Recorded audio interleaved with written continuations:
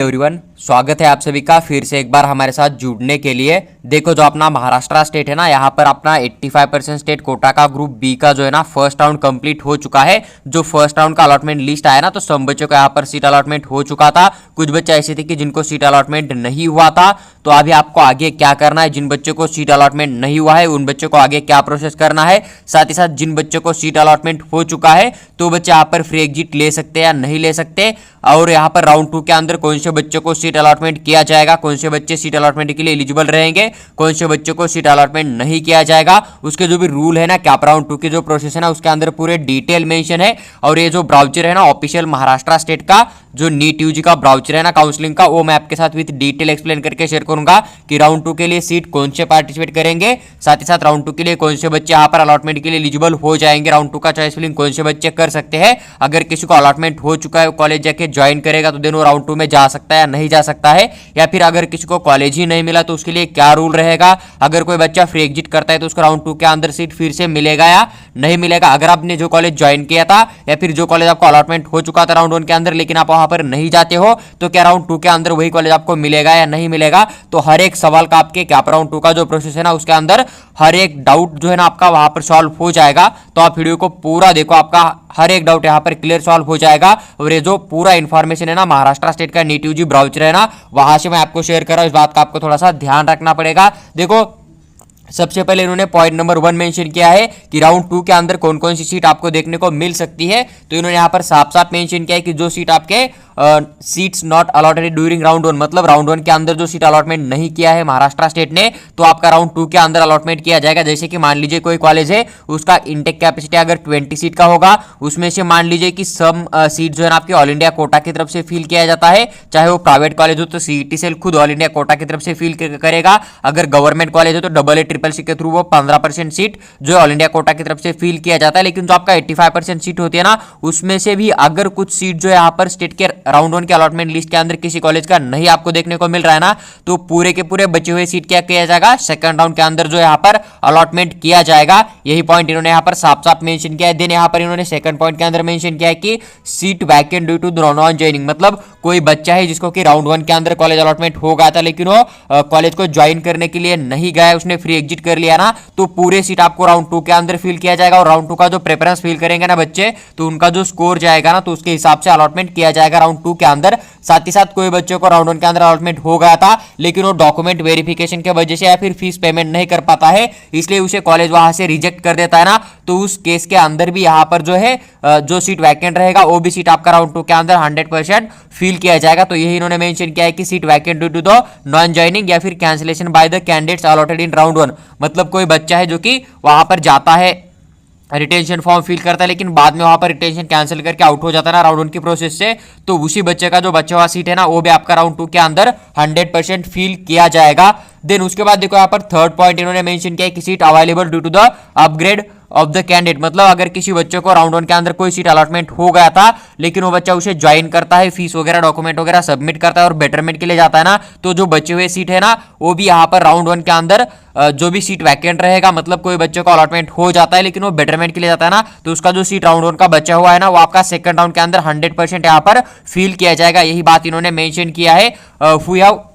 Been allotted during round 1 and join the seat, मतलब round 1 के अंदर वही सीट अलॉटमेंट हो गया था, उसने ज्वाइन कर लिया था, लेकिन वो अपग्रेड के लिए गया था ना, तो बचा हुआ राउंड 1 का सीट आपका राउंड 2 के अंदर 100% फिल किया जाएगा। देखो सेकंड पॉइंट है यहाँ पर इन्होंने मेंशन किया है कि राउंड 2 का जो प्रोसेस है ना सीट अलॉटमेंट का, तो उसके लिए कौन से बच्चे यहाँ पर एलिजिबल हो जाएंगे फॉर राउंड 2 के लिए। अगर सबसे पहले हम यहाँ पर बात करें कि जिन बच्चों ने अपना एप्लीकेशन फॉर्म फिल किया था सीईटी सेल के ऊपर राउंड 1 के टाइम, जो रजिस्ट्रेशन फॉर्म ओपन हो गया था ना एमबीबीएस से लेकर बीपीटीएस के लिए कॉमन, तो वो फॉर्म जिन बच्चों ने फिल किया है लेकिन राउंड 1 के अंदर चॉइस फिलिंग नहीं किया था, मतलब राउंड 1 का जब ग्रुप बी का चॉइस फिलिंग आया था, आपको डेट मालूम नहीं था, फिर आपको लग रहा था कि मुझे एमबीबीएस बीडीएस के जो है सेकंड राउंड के अंदर कोई अच्छा कॉलेज जो है एमबीबीएस का मिल जाएगा, या फिर मुझे जो है प्राइवेट कॉलेज जो है सेकंड राउंड के अंदर मिल सकता है, फिर मैं सेकंड राउंड का एमबीबीएस का कट ऑफ देखने के बाद ही जो है बीएमएस के लिए चॉइस फिलिंग करूंगा। तो सभी बच्चे यहाँ पर जिन्होंने की रजिस्ट्रेशन फॉर्म फिल करके रखा है ना, group A group B group C का कंबाइन फॉर्म जो स्टार्ट हुआ था ना, वहां पर अगर आपने एप्लीकेशन फॉर्म फिल करके रखा है सीईटी सेल का, लेकिन आपने राउंड 1 के अंदर चॉइस फिलिंग नहीं किया होगा किसी भी रीजन की वजह से, देन आप यहाँ पर राउंड 2 का चॉइस फिलिंग करके यहाँ पर डेफिनेटली पार्टिसिपेट कर सकते हो, इस बात का आपको ध्यान रखना है। देन उसके बाद देखो रजिस्टर्ड कैंडिडेट से हुआ participate in round 1 but did not get any seat allotment in first round, मतलब कि आपने रजिस्ट्रेशन फॉर्म फिल किया था, आपने राउंड 1 का चॉइस फिलिंग भी किया था, लेकिन आपने कुछ ही कॉलेज डाले थे, जैसे कि 10-12 कॉलेज डाले थे या फिर जस्ट गवर्नमेंट कॉलेज डाले थे और गवर्नमेंट कॉलेज का कट ऑफ हाई गया था, देन आपको कोई भी प्राइवेट या सेमी गवर्नमेंट कॉलेज नहीं मिला था, या फिर आपने गवर्नमेंट प्राइवेट दोनों कॉलेज डाले थे लेकिन कट ऑफ ज्यादा जाने की वजह से आपको 85% स्टेट कोटा के थ्रू कोई भी अलॉटमेंट नहीं हुआ था, तो वो बच्चे भी यहाँ पर राउंड 2 के अंदर अपना चॉइस फिलिंग करके 100% पार्टिसिपेट कर सकते हैं, इस बात का आपको ध्यान रखना है। देखो थर्ड पॉइंट यही मेंशन है कि registered candidates who get seat allotted in first round, अगर आपको फर्स्ट राउंड के अंदर अलॉटमेंट हो भी गया हो लेकिन आपने यहाँ पर कैंसिल किया होगा या फिर डॉक्यूमेंट वेरिफिकेशन की वजह से आपको कॉलेज ने आउट किया होगा ना, तो देन उस कंडीशन के अंदर भी यहाँ पर आप सेकंड राउंड के लिए 100% एलिजिबल हो जाते हो। देखो बड़ा सा पॉइंट इन्होंने मेंशन किया ना, आप इसे एक बार ध्यान से रीड करिएगा। इन्होंने वही बात यहाँ पर मेंशन किया है कि अगर कोई बच्चा है उसे राउंड 1 के अंदर कोई एक्स नाम का कॉलेज मिल जाता है लेकिन वो बच्चा कॉलेज ज्वाइन करने के लिए जाएगा, उसके पास डॉक्यूमेंट कम होगा या फिर कॉलेज बहुत ज्यादा फीस मांग रहा है या फिर वहां पर डॉक्यूमेंट मांग रहा है और आपका डॉक्यूमेंट थोड़ा सा इधर उधर का है, नाम वगैरह चेंज है, एफिडेविट लेके वो एडमिशन नहीं दे रहा है ना, तो उस केस में अगर कॉलेज आपको रिजेक्ट करता है ना, तो देन भी आप यहाँ पर सेकंड राउंड के लिए 100% एलिजिबल हो जाओगे। बस आपको क्या करना है, जो डॉक्यूमेंट आपका रॉन्ग बोला था कॉलेज ने, तो उसे आप यहाँ पर सेकंड राउंड तक उसे करेक्ट कर सकते हो, इस बात का आपको ध्यान रखना है। देन आपको वहां पर जो भी सेकंड राउंड का अलॉटमेंट लिस्ट आ जाएगा, वहां पर अगर सीट अलॉटमेंट हुआ, आप उस डॉक्यूमेंट को एडिट करते हो, मॉडिफाई करते हो, करेक्ट करते हो ना, तो देन आपको वहां पर जो है 100% एडमिशन दिया जाएगा। यही बात इन्होंने यहाँ पर मेंशन किया हुआ आपको नजर आ जाएगा। देखो उसके बाद नेक्स्ट पॉइंट जो है ना, यहाँ पर candidate we have reported join at allotted institute during the joining period round 1 allotted and did not fill status retention form, इन्होंने यही मेंशन किया है कि अगर कोई बच्चा है जो कि राउंड 1 में सीट अलॉटमेंट हो जाता है, मतलब मान लीजिए कि आपको कोई ए नाम का कॉलेज है, राउंड 1 के अंदर अलॉटमेंट हो गया था, आप कॉलेज के लिए गए, कॉलेज को ज्वाइन किया, डॉक्यूमेंट वगैरह फीस वगैरह पूरा सबमिट किया, आपने कॉलेज को ज्वाइन करके बेटरमेंट के लिए डाला, तो उस केस में भी आप यहाँ पर सेकंड राउंड का चॉइस फिलिंग करके 100% सेकंड राउंड के लिए जा सकते हो। बस आपको क्या करना है, कॉलेज जस्ट ज्वाइन करना है, वहां पर जो रिटेंशन फॉर्म होता है ना, आपको फिल नहीं करना है, आपको उनको सीधा बोल देना है कि सर हमें रिटेंशन फॉर्म नहीं फिल करना है, हमें सेकंड राउंड के अंदर पार्टिसिपेट करना है, तो देन आप यहाँ पर 100% सेकंड राउंड के लिए जा सकते हो। देखो उसके बाद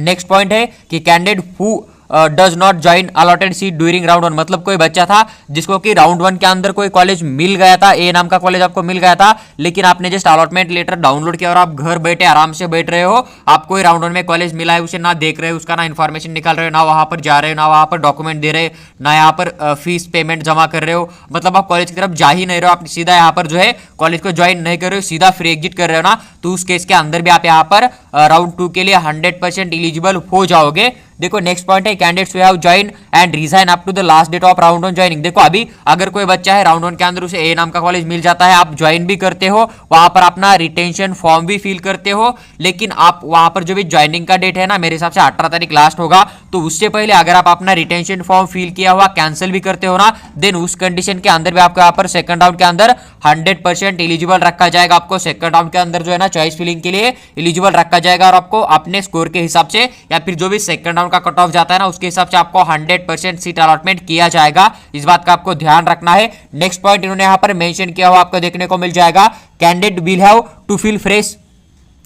candidate will have to fill fresh choice for round 2, मतलब जितने भी बच्चों ने यहाँ पर राउंड 2 के लिए पार्टिसिपेट करना है ना, सभी को यहाँ पर फिर से एक बार चॉइस फिलिंग करना पड़ेगा। आपका जो राउंड 1 का चॉइस फिलिंग है ना, यहाँ पर 0 माना जाएगा, उसकी कोई वैल्यू नहीं रहेगी, मतलब आपने जो राउंड 1 के अंदर पूरे कॉलेज डाल दिए थे ना लगभग 114 के आसपास, तो आपका कोई काम का नहीं है, आपका वो चॉइस फिलिंग डिलीट हो चुका है, वो आपका 0 माना जाएगा। राउंड 2 के लिए आपको फिर से चॉइस फिलिंग करना है, अगर आप राउंड 2 का चॉइस फिलिंग नहीं करते हो तो देन आपको उस राउंड के अंदर कितना भी ज्यादा स्कोर होते हुए भी अलॉटमेंट नहीं किया जाएगा। If candidate is not interested to participate round 2 should not fill the preference round 2 and such candidates who have joined during the round 1 will round 1 seat allotted status. देखो आपको क्या करना है, अभी राउंड 1 का जो चॉइस फिलिंग हुआ था ना, अगर आपको कोई कॉलेज मिला था तो आप वहां पर राउंड 2 का चॉइस फिलिंग मत करेगा, मतलब कोई बच्चा है कि ज्वाइन कर रहा है, बेटरमेंट के लिए अप्लाई कर रहा है, जैसे कि मान लीजिए कोई स्टूडेंट है बहुत ज्यादा स्कोर था, उसे आर्य पौधार वाला कॉलेज अलॉटमेंट हो चुका है, लेकिन उन्हें जस्ट ज्वाइन करके बेटरमेंट के लिए अप्लाई क्यों किया है, क्योंकि उसे राउंड 2 एमबीबीएस का प्ले करना है, तो उसके इसमें आपको क्या करना है,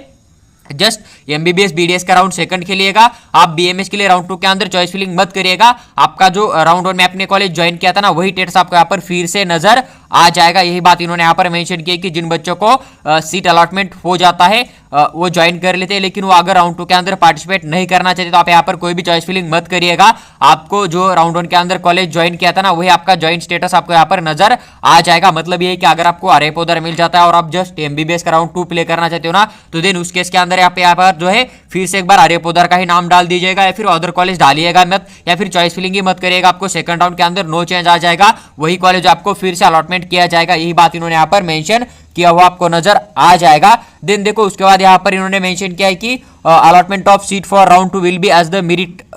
base and preference fill by the round 2। मतलब वही बात इन्होंने मेंशन किया है कि आपका जो राउंड 2 का अलॉटमेंट किया जाएगा ना, जो बच्चे यहाँ पर चॉइस फिलिंग करेंगे ना, तो उनके हिसाब से जिनका ज्यादा रैंक होगा और उनके रैंक तक जितनी सीट वैकेंट होगी ना कैटेगरी के हिसाब से, तो वैसे ही अलॉटमेंट किया जाएगा। मतलब कि अभी राउंड 1 का जो कट ऑफ गया ना, इससे ज्यादा भी कट ऑफ जो है राउंड 2 का आपको देखने को मिल सकता है, क्योंकि आप देख रहे होंगे आपको एक कॉलेज अलॉटमेंट हुआ था, उसके ऊपर बहुत सारे लोग ऐसे कि जिनको चॉइस नॉट अवेलेबल मिल रहा था। तो अगर वो बच्चे फिर से राउंड 2 के अंदर कम कट ऑफ वाले भी कॉलेज डाल देंगे ना, तो आपको वहां पर सीट अलॉटमेंट ना होते हुए अदर बच्चों को भी अलॉटमेंट किया जा सकता है। इस बात का आपको ध्यान रखना है। लेकिन वही अगर आप राउंड 1 में जो कॉलेज आपको अलॉटमेंट किया गया ना, उसे आप ज्वाइन करते हो, तो देन आपका सीट वहां पर बुक हो जाता है। उस केस में वहां पर कितना भी ज्यादा स्कोर वाला बच्चा क्यों ना अप्लाई करे, उसे अलॉटमेंट नहीं किया जाएगा। इस बात का आपको ध्यान रखना है। देखो नीचे उन्होंने और एक पॉइंट मेंशन किया है, candidate join during round 1 upgrade in round 2 his preference submitted during the round 2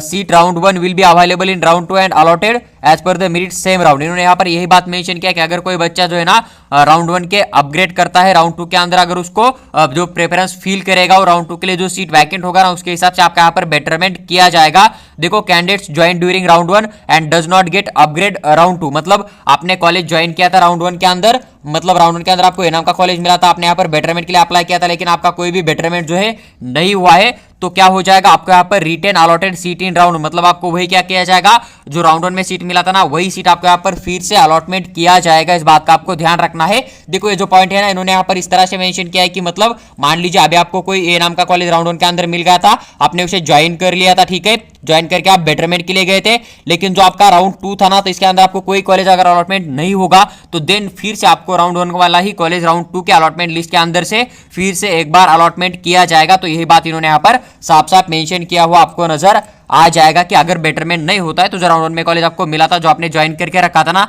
तो वही आपको फिर से अलॉटमेंट किया जाएगा। देखो उसके बाद इन्होंने यहाँ पर कुछ बातें लिखी है, जैसे कि candidate are not eligible for seat allotment in round 2। अभी राउंड 2 के लिए कौन से बच्चे एलिजिबल नहीं हो जाएंगे, दो ही पॉइंट इन्होंने यहाँ पर मेंशन किया है। सबसे पहला, candidate who have joined round 1 allotted seat and fill status retention form. मतलब कोई बच्चा है जिसको कि कोई कॉलेज अलॉटमेंट हो गया था राउंड 1 के अंदर, आप जाते हो वहां पर उस कॉलेज के अंदर अपना रिटेंशन फॉर्म फिल करते हो ना, तो देन उस कंडीशन के अंदर आप यहाँ पर राउंड 2 के लिए एलिजिबल नहीं रहोगे, आपको कोई भी सीट अलॉटमेंट नहीं किया जाएगा। इस बात का आपको ध्यान रखना है। और सेकंड पॉइंट ये है कि कैंडिडेट हुए हो not fill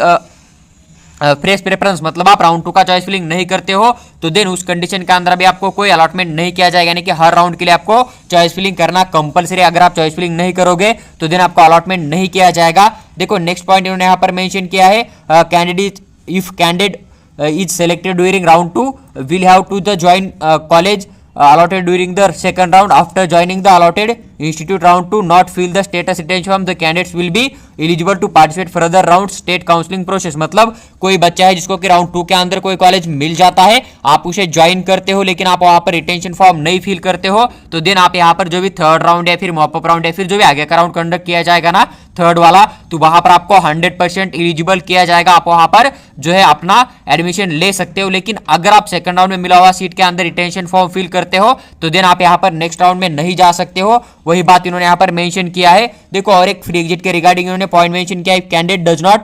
join the selected seat during the round 2। मतलब राउंड 2 के अंदर आपको कोई कॉलेज मिल जाता है जैसे कि बी नाम का, लेकिन आप उसे ज्वाइन नहीं करते हो, सीधा यहाँ पर फ्री एग्जिट कर लेते हो ना, तो उन कंडीशन में आपको यहाँ पर फर्दर राउंड के लिए एलिजिबल नहीं रखा जाएगा। आपको अगर जाना है थर्ड राउंड के लिए,